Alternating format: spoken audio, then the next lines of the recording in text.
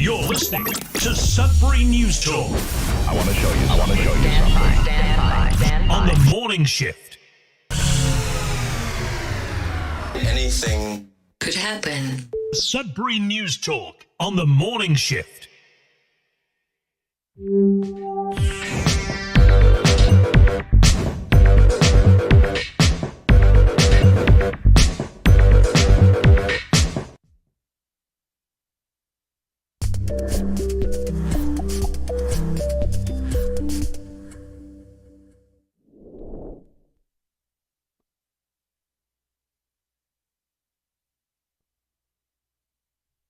Alrighty.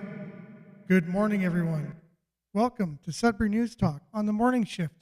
I'm AJ Walsh. What an interesting little morning that was. Let's just go back to that, which is the normal sound of the day. Okay, here you go. Oh, you wouldn't believe the morning I'm having. We're off to a little bit of a late start, but we're here nonetheless. I thought, you know what? It almost seemed like there was so much opposition to getting on this morning that I was going to fight the inevitable. Maybe I'll get into the story of what happened, why we're late a little bit later, just because it is quite the story anyways. We're just waiting for people to jump on anyways. So other than being live on CKLU on the radio, which is 96.7 FM on your dial, your digital dial these days. Also, we're streaming at cklu.ca online in audio format. That's interesting. It doesn't show anyone on. Yeah, it's just, nothing surprises me this morning at all about anything. This is craziness. Is that our old show for some reason? Yeah, that's probably why. So here you go. It's been a crazy morning. Anyway, I'll get into that a little bit later and make it part of the show. We're also streaming live at Facebook.com/Sudbury News, YouTube.com/Sudbury News. It looks like we got tons of people checking in already, which is, it's an odd morning, so I don't expect anything to be normal at all. Anything can happen today, just like it says in the intro of the show. Anything can happen any day. But we're going to have a great show regardless. Lots and lots and lots to talk about. There's a lot of local news happening.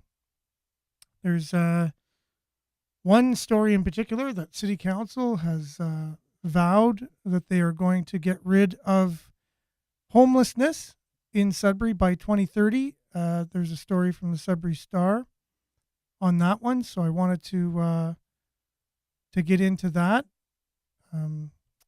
if we're able to. Can't see it here now because it doesn't surprise me. But that's the one we want to talk about locally. We're also doing our theme on climate change this week, so we'll have a little bit more on that. We're going to have some news, headlines other than that, and we'll start off with some weather. Let's get right into it because we're a little bit behind. Make sure to like, share, subscribe, follow, mainly comment, as many of you have already done. So thanks for doing that. We'll be back the morning check-in right after this.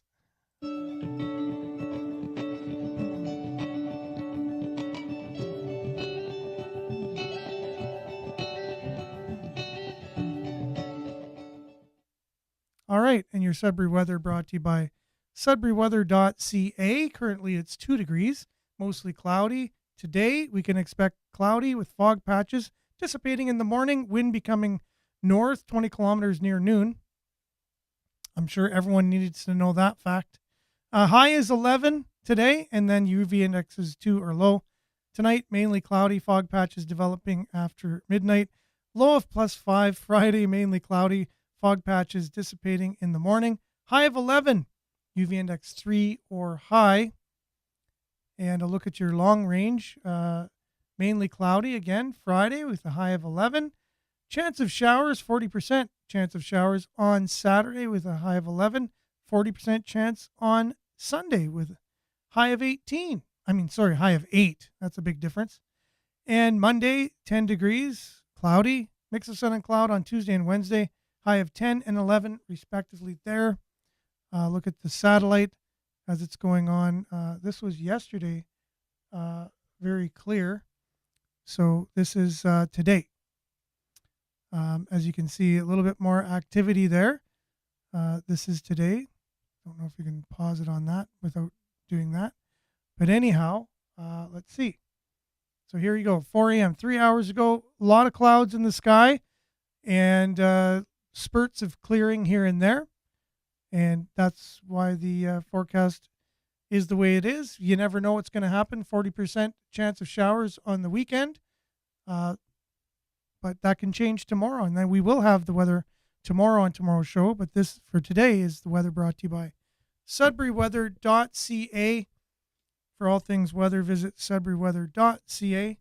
And with that, we'll be back with headlines, some shout outs, and much, much more. Our deep dive into climate change, speaking of weather, right after this.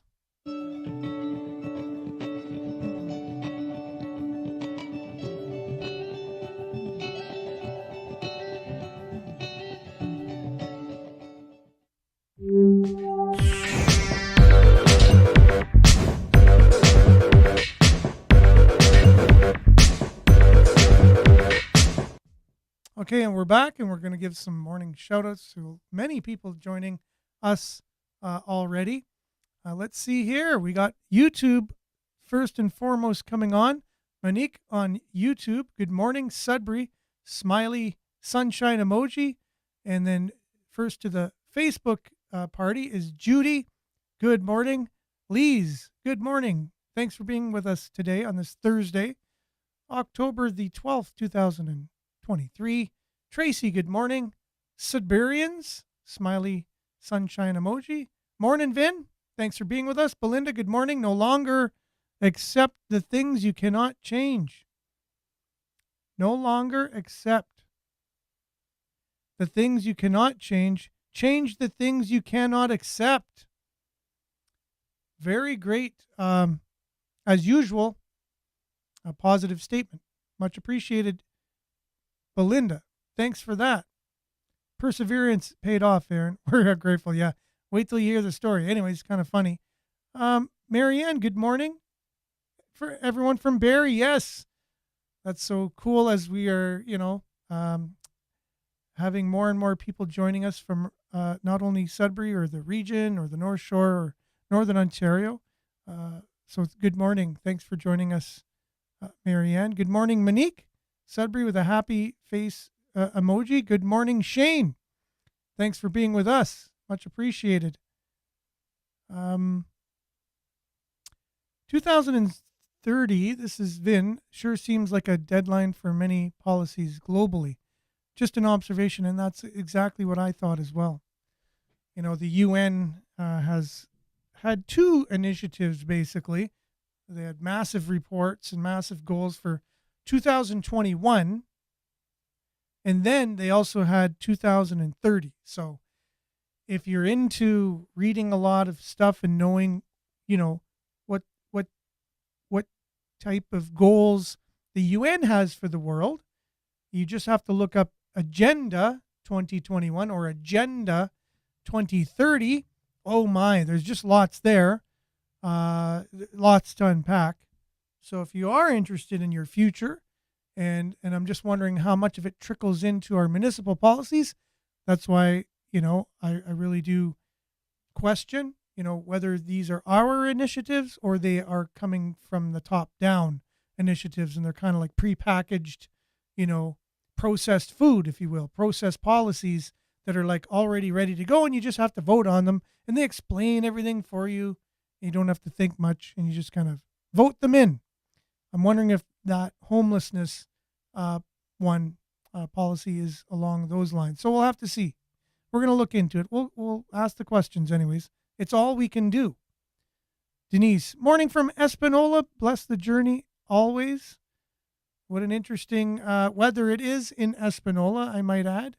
There's this ice fog or something out this morning. It's interesting. Naomi, good morning. Hello from St. Charles. Speaking of, the region, the area kind of expanding with many people joining us. So good morning. Naomi, thanks for being with us. Mona, good morning. We have some more YouTube. Isaiah, good morning, Sudbury. Cool. At least I know our YouTube comments are working today. I didn't think they've been working lately. So at least today, thanks for commenting. So I know they're working. 7 more years, and now it starts. Denise, yes, you're right on the 7-year thing. There's a lot of interesting stuff going on. And I think the Israeli conflict that just started kind of kicked off what should be a 7-year kind of fun time for us. Now, I say that sarcastically when I say fun time. If you enjoy much, much turmoil, then it'll be fun for you. If you don't, well, it's not going to be so fun. But it's kicked off. It's going to kick off. It has kicked off. But you'll see how the implications of that skirmish that's just happened in Israel is going to have ripple effects for the next 7 or so years, I would think. And yeah, so we'll have more on that coming up as more information comes available, because as soon as a crisis like that happens, there's a lot of dust and smoke and stuff and just things going around. Wait till a little bit of it settles. We'll try and make sense of it on the show. Miles says, remember when Mayor Bigger had a goal for all our buses to go electric by 2035? Yeah, I don't doubt that. I remember Mayor Rodriguez wanting to eliminate poverty. He had a war against poverty, and I guess he had a date, and I think it's passed already. He's passed, unfortunately. Rest his soul. But he did have a policy to abolish poverty. I don't think it happened. I think we still have poverty in Sudbury. Anyways, Belinda, government criminality is at every level. They take their cues from the top. That's what I mean. It's either grassroots up or it's top down. And we just need to see where these policies are coming from, where they got the idea from. Did they use a template from somewhere? Where was it from? And then just be honest about it. If it came from the UN, came from the UN. It is what it is. If our local councillors feel that that was important for our community and they read it and they thought this is the best thing for Sudbury too, and I don't know. We'll just have to ask them at some point. The Third Temple, Metatron, it's not going to be nice. And there's a lot of prophecies and things like that. I actually want to dedicate maybe some of the shows to some of these end time, if you will, or whatever, prophecies that have been around, and they're interesting. And there's a lot of interesting things going on, whether you believe in it or not. It's fine. It's good to be exposed to it at least and know a little bit about those type of things. And you may be a little bit surprised that some of them are matching up very precisely to someone talking thousands of years ago and predicting something that's going to take place now. And you have to take it with a grain of salt, I guess, if you look at it and say, is there something to this? But there's some pretty interesting things out there. We're going to dedicate maybe a show or a theme week to that, because it's very timely with what's going on in Israel. It's pretty interesting. Likely Ukraine. Israel has a lot of criminal activity for sure.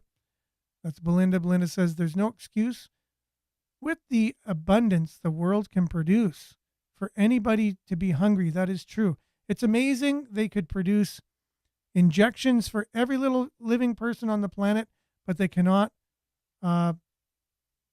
conquer hunger. Makes you wonder, for sure. 100%.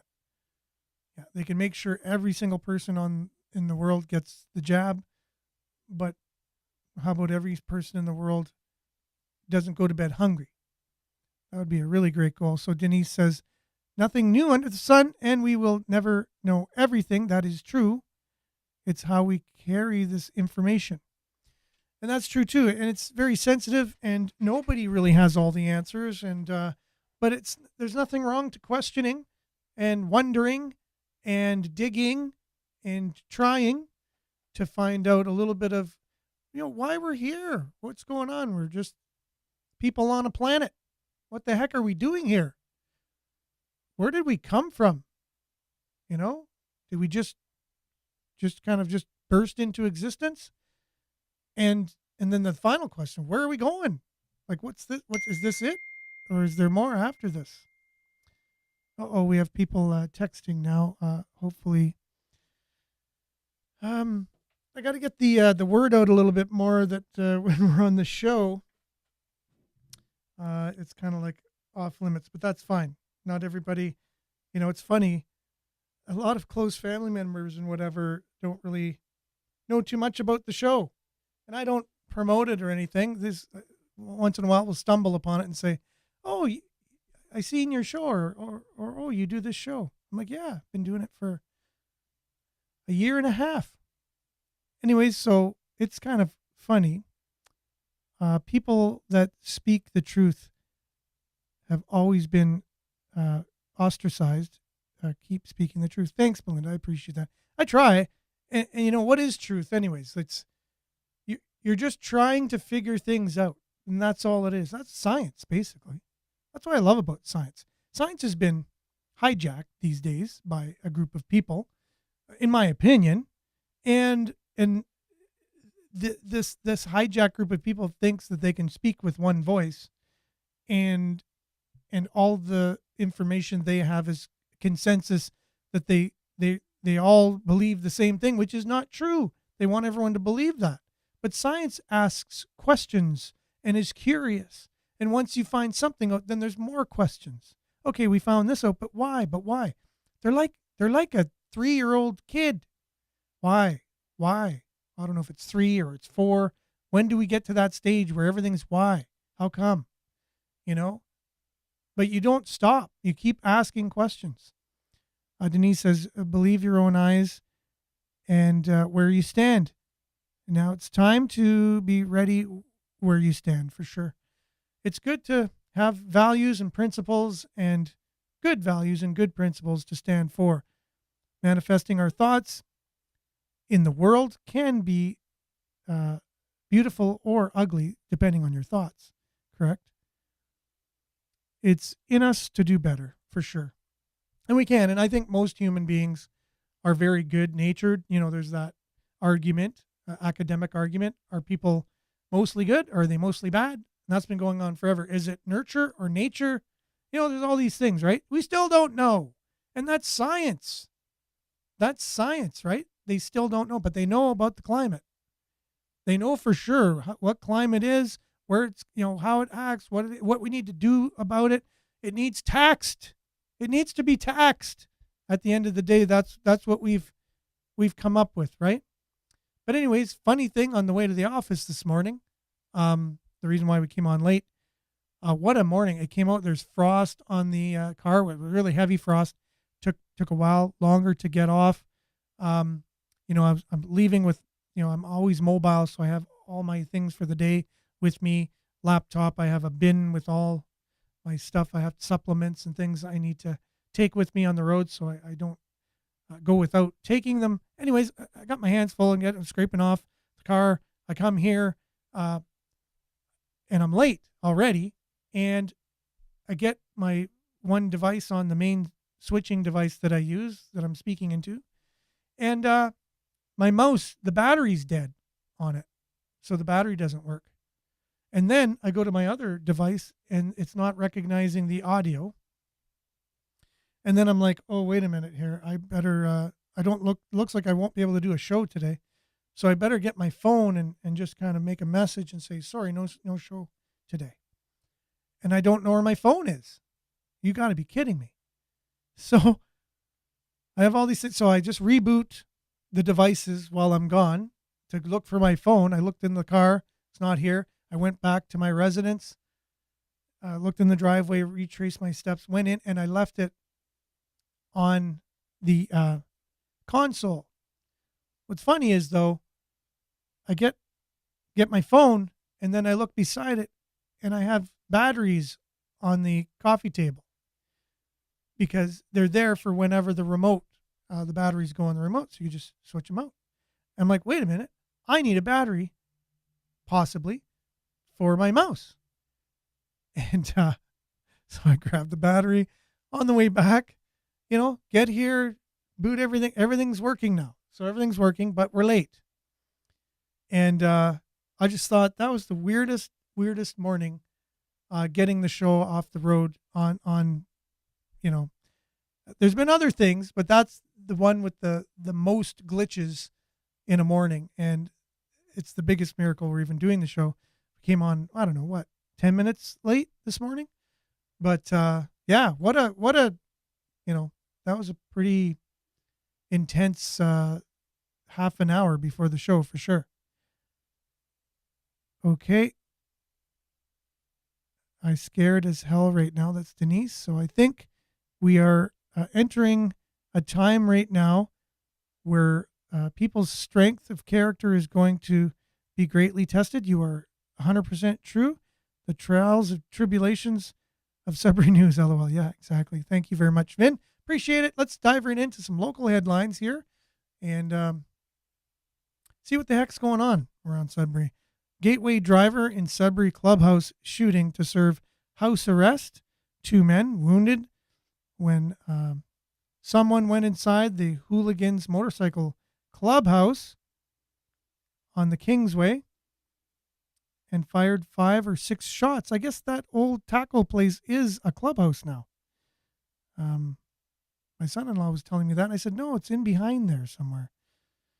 Used to be the Satan's Choice clubhouse near there, but I guess maybe that is a clubhouse.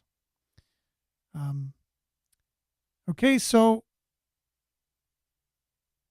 we're just continuing here. Tutti Frutti, this is old news by now. I know a lot of people have already gotten this news. Sudbury, which Tutti Frutti is closing, both locations. Sudbury, which was home to the first Tutti Frutti franchise location outside of Quebec in 2008, is losing both its franchises. I know there's a lot of people who are sad for that happening, but that's been predicted. I know we saw the Tucker Carlson segment the other day. As prices and inflation start soaring, you're going to start seeing small businesses more than ever. The pandemic was hard enough, but now here's the second nail in the coffin with inflation, energy costs going up, labor. So the minimum wage went up. Everyone who makes minimum wage, everyone from the socialist kind of labor union type side is like, yay, minimum wage is going up. Don't realize how all the dots are connected in the economy, and just means everything else is going to go up. And it almost doesn't even matter if minimum wage went up because everything else goes up anyways. And inflation is soaring higher than we can keep up with raising the minimum wage. It's just a race to the bottom. So here you see an example of that and you're going to see more of that. Small businesses going out of business in the near future. But in the meantime, feds are giving over $500,000 for the Sioux Airport expansion. Seems to be the federal government has lots of money to be giving everyone of your tax dollars to everybody, whoever they deem worthy of the money. Okay, now I need to find the story, and I'm not sure why, but this is it's an interesting day anyways, and hopefully I can find it this way. You click on news, and you go to Sudbury, and hopefully we have it there. It doesn't look like it's worked at all. No, it has not for some reason. Let's see if we can. Development Corporation works to stimulate Greater Sudbury's economy. Its members make a strong case for continued development of the battery electric vehicle sector. And this is all interesting anyways. So I know I just saw a press conference with Justin Trudeau and Doug Ford talking about the new battery plant down south and the millions and millions and millions of dollars that we're putting into that, the many, many jobs we're going to create. It's still a controversial thing. They're trying to phase out fossil fuels. They're going ahead with it in such a fast fashion that there's a lot of things, a lot of backlash we're going to get in terms of our economy and our society from going ahead so fast with that. But anyways, we'll have more on that a little bit later. Sad they're all doing this by design. That is Marianne. Naomi says, inflation is going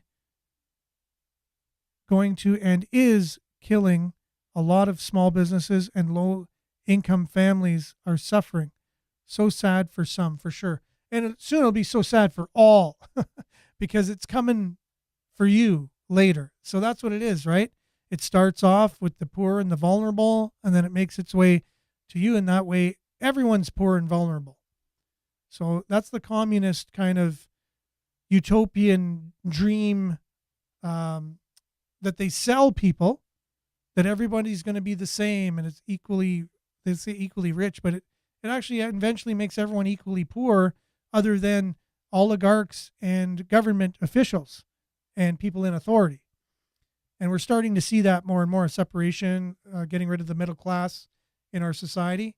And it's a race to the bottom for regular citizens, unless you're, like I said, a top official in government or in some kind of authoritative position, or you already have a large business and you're able to be savvy and able to work within that system and you become an oligarch. It's pretty common. We've seen it time and time again, but they just don't stop with their idea that someone's going to invent at some point a very benevolent communistic society. It's never happened before, but everyone clings to the idea that we can somehow have it. I don't know where that comes from. History repeats itself. We don't learn from history.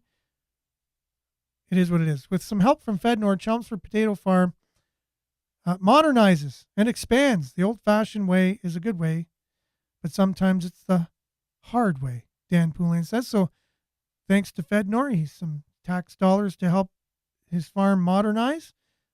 And again, sometimes the federal government is able to do some good things. I just think it's in spite of themselves when they just give out money to to certain businesses. And this is the sad thing about money that only comes from the federal government and not private investors who look at just making a return on their money. So they'll go to a business and say, is this business going to be successful? We will invest in it. That way we can make some money back from it. And that way they look at the business, without rose-colored glasses, because they want to know if they're going to get a return on their investment or not. Government is less accountable. They can just give money away and there's no accountability. They don't live or die on the return on any money. There's just more money comes from taxes. You can just keep taxing people. So that model is terrible. So just government giving money all the time. And they'll give money there'll be two businesses competing with each other, which is great. Competition is awesome for the consumer. And they'll pick one and say, yeah, you're going to get $500,000 of our taxpayer money to help your business. And then the other business on the other side doesn't get anything. Guess who's out of business? So that's what that eventually does, But if it's private investors, well, the other guy can get private investors too. And he can get private investors if you have a society that's mostly based on private investment from people like myself who want to be a part owner of a business. And then I invest my money in there and I get some return on that investment, right? That's a free market model. And that's what was supposed to be the United States. Now we have what's called crony capitalism, which involves government. It needs government to be involved to make crony capitalism. You can't have crony capitalism without government interference in there, making regulations and policies hard for other businesses to start up or to operate. So once you get, you're able to be in the free market and you're able to grow your business to a certain degree, and then you go to the government and say, I don't want any more competition, and here's $100,000 a year for your campaign or whatever. Make sure there's a regulation that says, you need certain safety protocol that costs a lot of money in order to start up a company like that, or you need to be certified, or you need to be traded on the stock market in order to operate in this industry. And then it stops any newcomers from coming in. And good morning, David. Thanks for being with us. Stay safe. Take care, for sure. I'm just trying my best to get comments up on the screen as the show is. We did start off late this morning, and I apologize for that. But yeah, so it's just a race to the bottom in that, and that's crony capitalism. You need the government in order to make regulations to make it harder for other businesses to start. And now you have this kind of fascist-y idea of corporations and government together. And they call it capitalism, but it's not really a free market. It's not free. It's crony capitalism. And then everyone looks at that and goes, see how capitalism is wrong? No. See how crony capitalism is wrong? Yes. See how fascism is wrong? Yes. The free market, when you have real free and real regulations that keeps businesses free and able to operate properly, is the best way to go. But it's just uneducated people not understanding the economy or methods of government kind of thing. Those two are very important to understand. What is fascism? What is socialism? What is communism? What are these things? And there's way more. There's dictatorships, totalitarianism. There's other forms of government. So what are all these forms of government? What kind of government do we have here, in Canada? I remember lived in the States for 2 years, came back, and then immediately noticed I live in a socialist country. Never knew that before because I was living in it. I didn't know what socialism was. I didn't understand it. But I remember having to get my something renewed or something, and I had to go to the great and spacious building downtown, the Tom Davies Square. And it had everything you need in one place. I was like, this is interesting. The government is offering all the services that in the United States weren't offered from the government. They're kind of more operated by separate organizations and corporations. And I just started putting two and two together. I said, wait a minute, we're a socialist country. And other people that already kind of understand politics and would say, well, of course we're socialists. Yeah, we're democratic socialists. I was like, okay, is that good? Should we be socialist? Is that and the more you start understanding that, and you're like, okay, there's positives and negatives, but the slippery slope of socialism is it could very easily end up in communism. And so that's, I think, where we're at here in our country now, is we're moving more towards that style of government, right? Definitely you see it in the States where one political opponent is trying to put the other one in jail. That's what you see in communist countries all the time, in dictatorships. And I'll have a rant that explains all that coming up maybe next week. And what's the next step? If they can't put the political opponent in jail, then they'll get rid of him another way. So they'll assassinate him. This happens in communist countries. They just jail their opponents or make it so hard for them, and then they end up being the only name on the ballot eventually, right?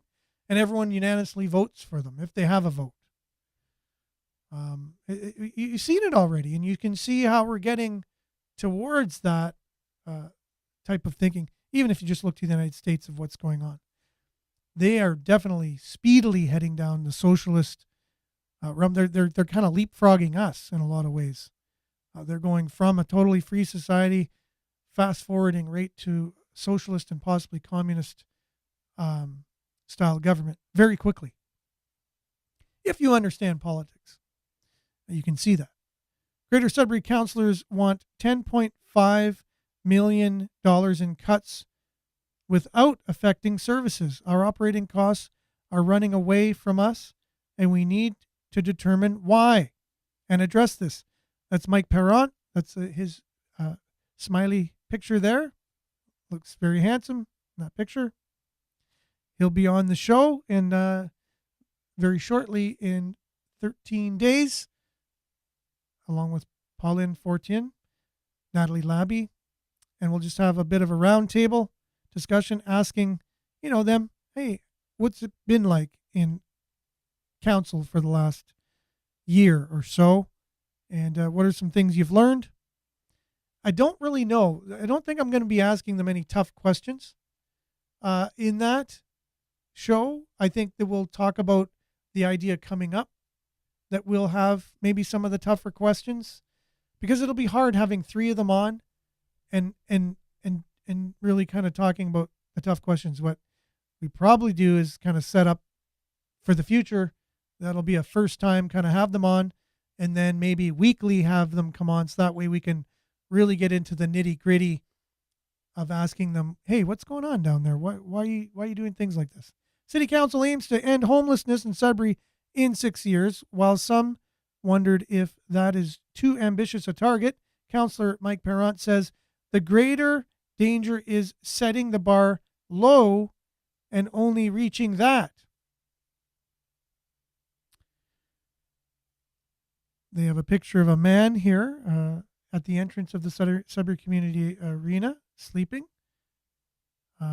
obviously experiencing homelessness. City Council has given itself a deadline of 2030 to curb homelessness. Curb homelessness. I guess that's different than getting rid of it altogether.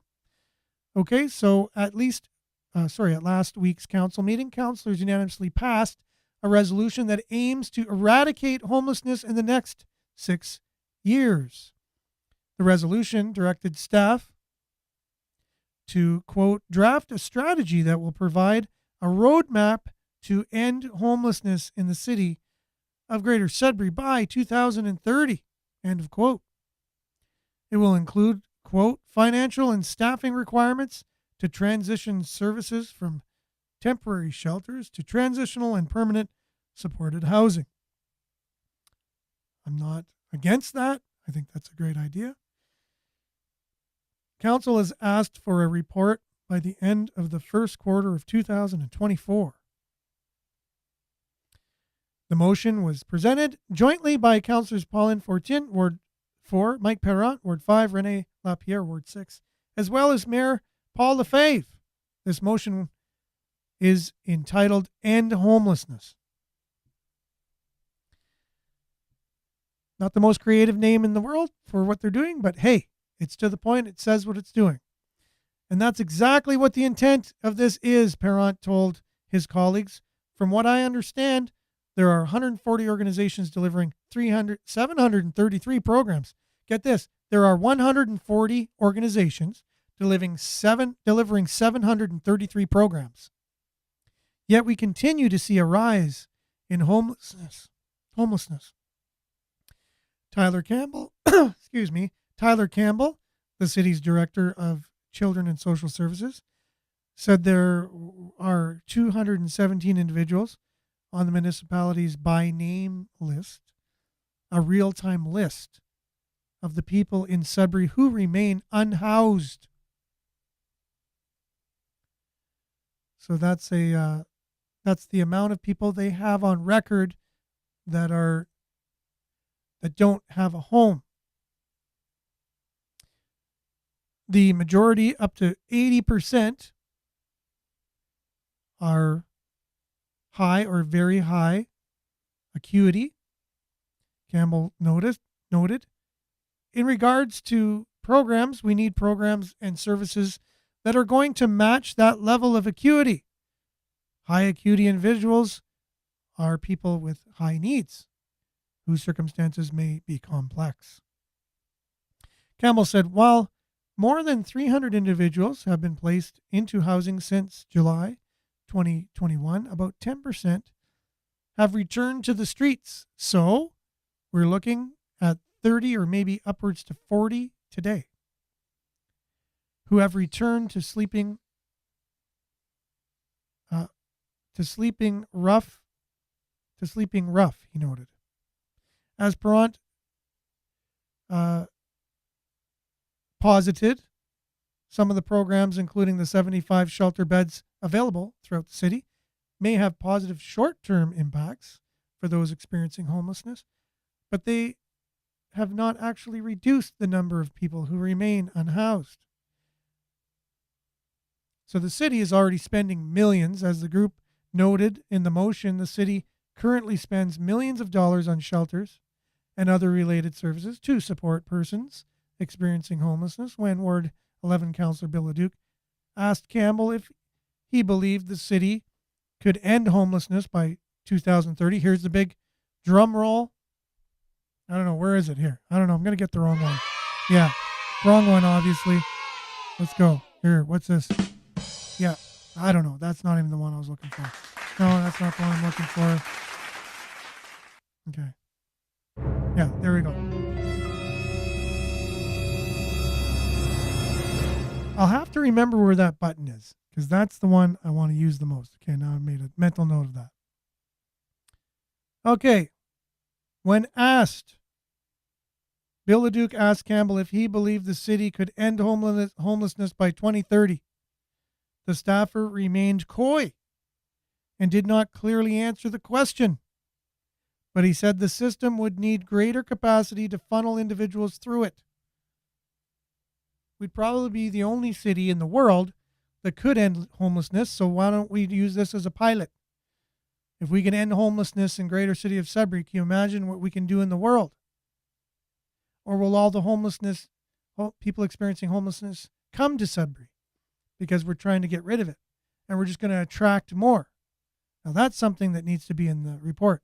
How many people, I've heard that a lot of people here that are experiencing homelessness are not from here originally.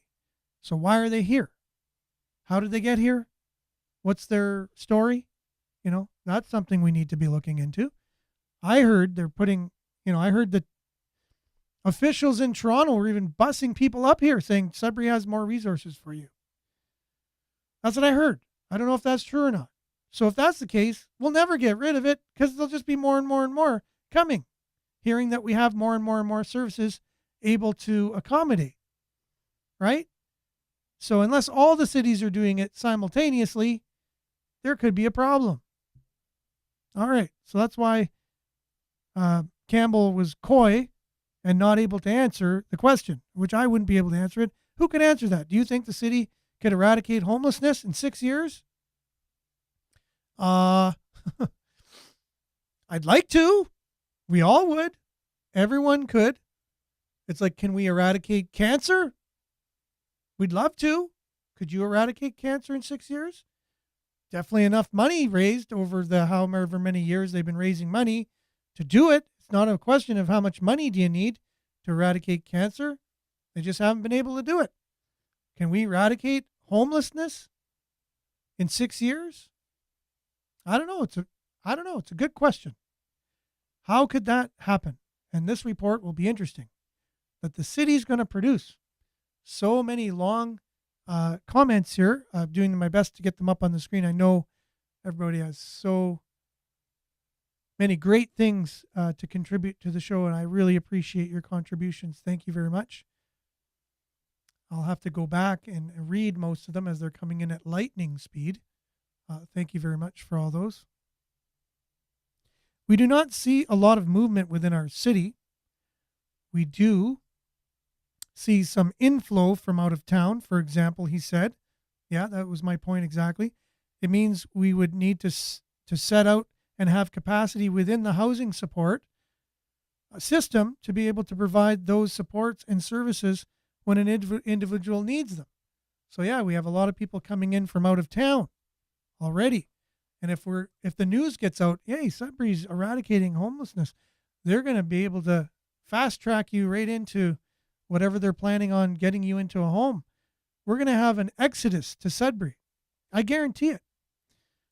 If we go back to the inflow-outflow discussion, we're seeing 33 people looking purely at averages coming in on a monthly basis. So right now they know there's 33 people coming in on a monthly basis. We would need to provide the support and services within that month for 33 individuals on an ongoing basis. Ward 12 Councillor Jocelyn Landry Altman noted the city took on more burden than it should having during the pandemic and has been self-funding the safe consumption site and the transitional housing project on Lorraine Street, even though those two programs should fall under the purview of Queen's Park.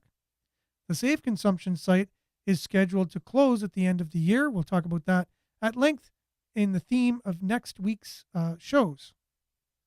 It's scheduled to close at the end of this year if the city does not secure new funding from the province or anyone else for that matter.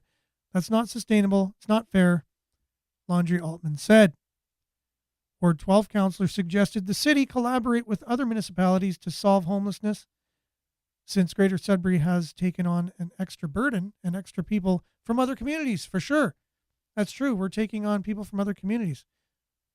Good morning, Denise. Thanks for joining us. Good morning, everyone. Like myself this morning, better late than never, right? Yeah, we got off to a bit of a late start this morning, bit of an interesting morning there. And thank you so much for everyone's comments. I'm sure there's some really great ideas here that counselors even could go back and look at in the show for possible solutions and ideas that you have as citizens of Sudbury to help your community. Then Ward Councillor 12 Councillor suggested the city collaborate with other municipalities to solve homelessness since Greater Sudbury has taken on an extra burden, the people from other communities. More housing is needed. Steve Jacques, GM of Community Development, said Greater Sudbury has a vacancy problem. We don't have enough vacant units to properly house the individuals that are currently on the by name list or ones who are trying to entice. What about international students, for crying out loud? They can't find places either. So we can't find, even for the people on the by name list, that list that they have for people registered on that we know who are homeless in the city already, we have a supply issue. Both of the private and public sectors are experiencing that. That is going to be our number one challenge, building enough housing so that anyone who wants housing or needs housing within our community will have an opportunity to provide that with wraparound services to ensure they have and maintain successful tenancy.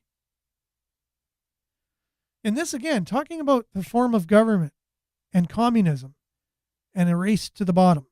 So you can imagine if we go out, let's say we made 5,000 units in Sudbury that they're all gray looking building, very small, a sink, a toilet, a bed. We have 5,000 people living in this type of condition. That's just showing our society how we're digressing. We're not progressing. So the new homes that are being built, the new people, that the new economy that we have, everyone can expect to live in a little 8 by 10 cubicle with a sink and a toilet and a bed. That's where we're going in our society too. So you have to watch this. And the more and more we have that, the more and more that's where other people, and the more and more inflation goes up. And now that the world is going to be at war, more than likely, then everything can be blamed on the war. So all the misspending that our federal government made over the provincial government, they all blame the war after this. This is so perfect for governments around the world to blame a war for all their misdoings over the last however many years. There's a war going on. There's going to be war measures, so no laws will totally change in the future. People's standard of living are going to go right down to nothing. So we might as well build a lot of very simple structures for people who are experiencing homelessness, because most of us will be in that category very shortly. And unfortunately, that's all the time we have for the show today. We'll come back to this story. If there's anything else there, we'll be asking the counselors at some point the decisions they're making on this subject and many, many more coming up on subsequent shows. If you're watching from outside of the city of Sudbury, I hope what we've been talking about here has something of value to yourself as well as the people of Sudbury. Thanks for listening on CKLU 96.7 FM and on Facebook Live, YouTube at facebook.com/Sudbury News, youtube.com/Sudbury News. Make sure to like, subscribe, follow, share this so it can get out. I know there's so much opposition to independent voices out there these days. It's not easy to get the word out, but I know many of you, I appreciate you being on, and we're able to have this conversation at least.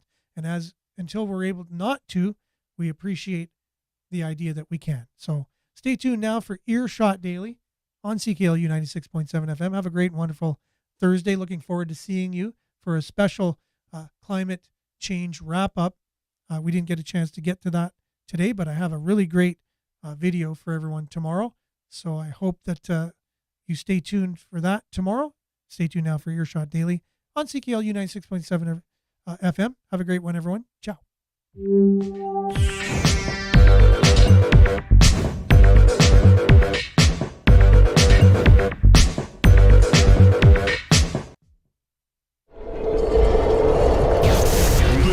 This is Sudbury News Talk on the morning shift.